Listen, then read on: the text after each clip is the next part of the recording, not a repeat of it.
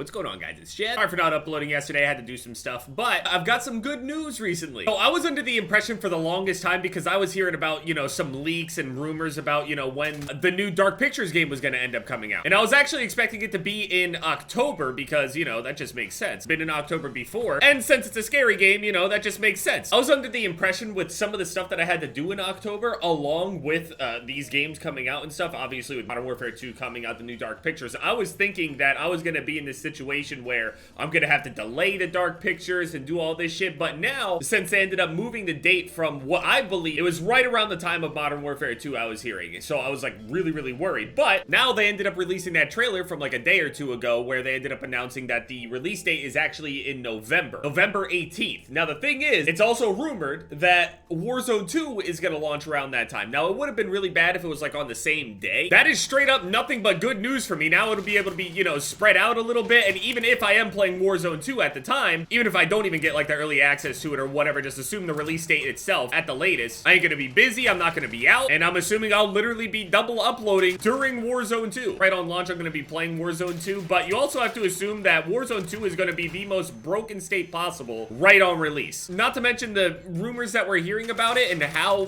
things could be set up. If Warzone 2 flops, that doesn't necessarily mean that the multiplayer for Modern Warfare 2 will. It's not like the popularity of Modern Warfare 2019 along with Warzone didn't really help. Of course it helped multiplayer numbers, but it also shifted a lot of people's mindset in how they believe and think of, pub matches and shit. Before, people were making montages and things like that, but now, so much focus on Warzone and the Battle Royale things, so many people like to play that up in their minds that that is what really matters. If people felt like they can make and upload multiplayer content as opposed to Warzone content and get the same amount of, like, reward for doing so, more people would obviously play it. And it was that way for a long time, so, obviously Warzone is just the thing right now. 40-point lead on us. What happened, guys? No comment. That's what it's always. There's no way these guys just straight up got carried by me like that. And then they're sitting there talking. They're both -10. Hey, that's good energy right there. Modern Warfare 2019, even though people don't really want to talk about it like this, but in Modern Warfare 2019, the multiplayer was dying before Warzone came out, and that's just like a couple months. Warzone came out, what, in March, I think? And I think by the time January rolled around, February, multiplayer was really not in a great spot. Now, viewership wasn't nearly as bad as the worst possible thing. I mean, even the Vanguard year this year is not nearly as bad as the Infinite Warfare year. With MWR was, I don't even know. But I saw that there's like this crazy fast leveling. I thought I was leveling fast, being almost level 100. That's also after unlocking like 3 or 4 mastery camos, by the way. I have the EX1 zombies camo and atomic camo. You saw the atomic camo yesterday, but I also finished the zombie one last night. I also did the RA whatever, that one SMG that they have. I also have that atomic. I'm still not at level 100. There's some sort of like Warzone strat that's going around where people are just gaining so much XP, and the weird thing is, I know that there's one that was going around with like the new game mode and stuff with like the event and shit, the villains and the heroes or whatever it is, defenders, I don't know. There's a fast leveling technique in there, but there's also another strategy out there that's even faster. The new season started like a couple days ago, so clearly whatever that is busted as fuck. I don't think it even requires you to actually get kills. Not like I really care about overall level, to be honest, but that's gotta be the fastest leveling technique we have ever seen. I don't know if this is a thing where you go into like one of those plunder game type of things and you do a bunch of contracts or some shit. I don't know, but it's not done in plunder. It's just regular. I don't even know if it can be done in resurgence too. I don't know. I have no idea how people have gotten to like level 1000 by now. It's literally been like 3 days. I haven't talked about it too much, but that one leak that was going around that showed all of like the copywritten names of all of the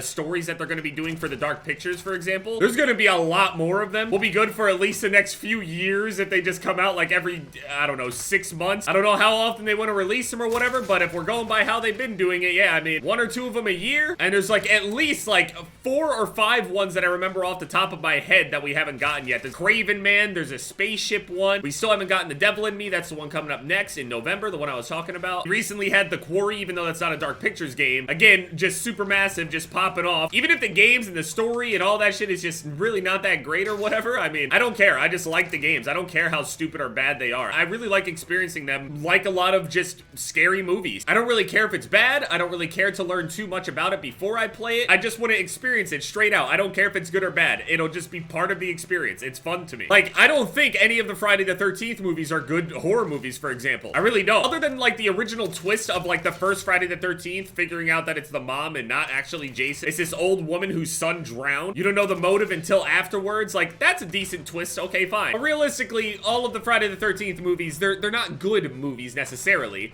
And I know this. I treat it the same way with all horror movies. If a horror movie is actually good, great. If it's not good, honestly, I don't really care. I think it's much more difficult to make a good horror movie over almost any other type of movie out there. I think it's a lot easier to make a good drama. I think it's a lot easier to make a good action movie. I think it's very hard to make good horror. Genuinely can scare people, not just jump scares. You can have some jump scares, but genuinely scare people. So I look at it the same way with these games, where they don't even have to be good. I had so many people talking and saying, like, dude, the quarry is so shit. It's like, dude, just watch the movie. Who cares? You can't sit there and act like you have this exquisite gaming or movie palette on something that has never given you an exquisite experience from the start. Like, even Until Dawn is not necessarily the most well-written one. It's just the best one they've made, you know? Also, a little bit of nostalgia thrown in there. But yeah, I mean, that's good news. So now it'll be spread out a little bit more, and it'll be, you know, the whole end of the year. Again, just October, end of October forward is just gonna be, ooh, I'm so ready. Not to mention all the anime that's in October, movies, games. I was watching One Championship last night, which is basically like the UFC, or like the biggest promotion in Asia. I believe it's the biggest promotion. I've also, like, I've watched Ryzen and other shit like that as well. So if they try to reinvent the wheel with Warzone 2,